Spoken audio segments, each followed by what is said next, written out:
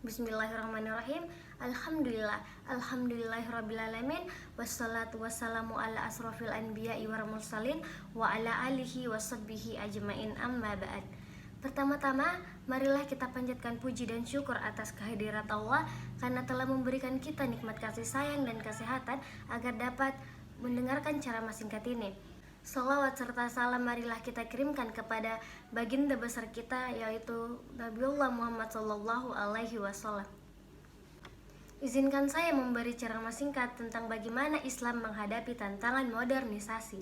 Bahwa modernisasi akibat kemajuan iptek telah mengubah pola pikir, pola pergaulan, dan pola kehidupan secara masif. Dalam proses modernisasi ini, seringkali kaum buruh menjadi lemah ketika berhadapan dengan kaum pemuda. Ketidakharmonisan antara kedua belah pihak ini seringkali menjadi pemicu terjadinya adagium di masyarakat, yang kaya semakin kaya dan yang miskin semakin miskin. Sebaliknya, yang harus Anda akui bahwa industrialisasi membuka lapangan kerja yang sangat signifikan bagi masyarakat yang memiliki kualifikasi pendidikan yang memadai. Kemajuan dalam bidang teknologi komunikasi misalnya telah mengubah pola hidup masyarakat dalam segala aspeknya, termasuk pada keberagamaan. Islam sebagai agama rasional adalah agama masa depan, yaitu agama yang membawa perubahan untuk kemajuan seiring dengan kemajuan kehidupan modern.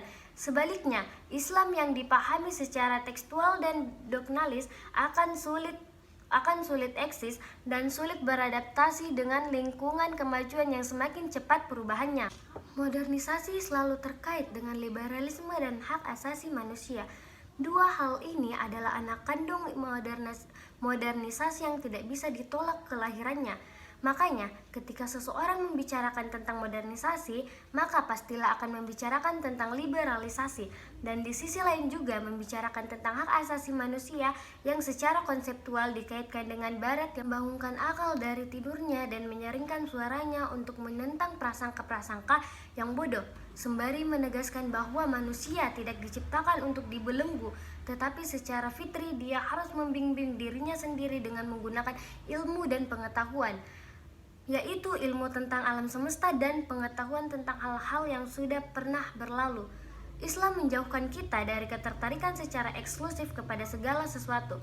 Ia menunjukkan kepada kita bahwa kenyataan yang ada dari segi waktunya lebih dulu sampai kepada kita tidak merupakan bukti pengetahuan atau ketinggian akal pikiran, bahwa para nenek moyang dan keturunannya memiliki kemampuan intelektual dan kemampuan alami yang sama.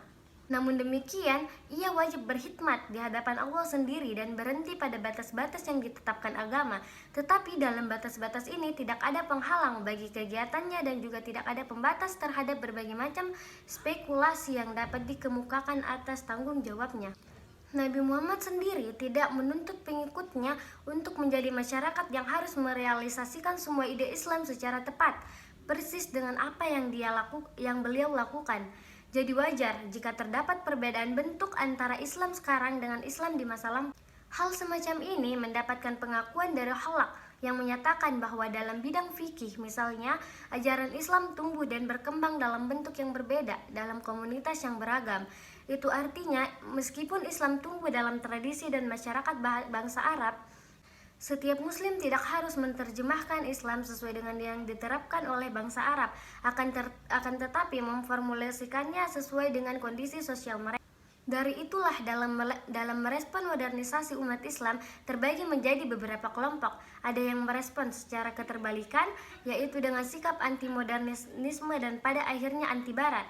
Ada yang menjadikan barat sebagai kiblat dan role model dalam masa depan dan bahkan untuk way of life mereka. Kelompok ini memandang bahwa konsepsi tradisional memiliki kelemahan dalam menghadapi modernisasi. Ada lagi kelompok ketiga yang bersifat kritis, namun ia tak secara otomatis anti-modernisasi dan anti-barat. Di mata kelompok yang disebutkan terakhir ini, modernisasi dimodifikasi sekiranya tidak bertentangan dengan hal-hal yang dianggap prinsip oleh mereka. Kelompok ketiga ini menganggap barat secara tidak otomatis sebagai musuh. Dan dalam waktu bersamaan, tidak pula menganggap Barat sebagai role model yang hebat dalam segalanya. Pandang yang berbeda tersebut, di dunia Islam muncul berbagai macam bentuk pemikiran ideologis antara kelompok yang memandang Islam sebagai model dari sebuah realitas dan kelompok yang memandang Islam sebagai model untuk sebuah realitas. Yang pertama mengisyaratkan bahwa agama adalah representasi dari sebuah realitas, sementara yang kedua mengisyaratkan bahwa agama merupakan konsep bagi realitas, seperti aktivitas manusia. Dalam pemahaman yang kedua ini, agama mencakup teori-teori dogma atau doktrin bagi sebuah realitas. Ketika kita tidak bisa menjadi religius dalam cara yang sama seperti para pendahulu kita, di dunia para modern yang konservatif, betapapun kerasnya kita berusaha menerima dan melaksanakan warisan tradisi agama pada masa keemasannya, kita memiliki kecenderungan alami untuk melihat kebenaran secara faktual, historis, dan empiris. Baik konservatisme merupakan modernisme, bukanlah pilihan yang tepat. Keduanya produk historis yang perlu dikaji ulang validitasnya. Artinya, semua tipologi pemikiran di atas tidak perlu ada yang disalahkan.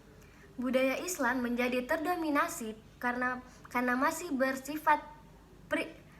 bersifat pre-industrial, sehingga banyak hal baru yang masuk ke dalam masyarakat Islam dan menimbulkan kecemasan karena dampaknya pada kehidupan yang materialistis, unmoralis, dan sekuler.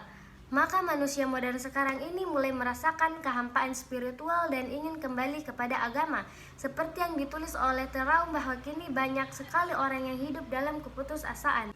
Dalam kecemasan itu, umat beragama seringkali kemudian mencari bentuk format ajaran agamanya yang merujuk pada masa lampau untuk mendapatkan otentisasi keberagamaannya. Respon umat Islam terhadap modernisasi yang jelas dalam dunia modern ini, budaya Eropa Barat yang bersifat industrial sangat dominan, sementara budaya Islam menjadi terdominasi karena masih bersifat pre-industrial.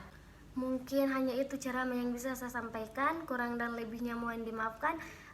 Lebihnya datang dari Allah dan kurangnya datang pada diri saya sendiri.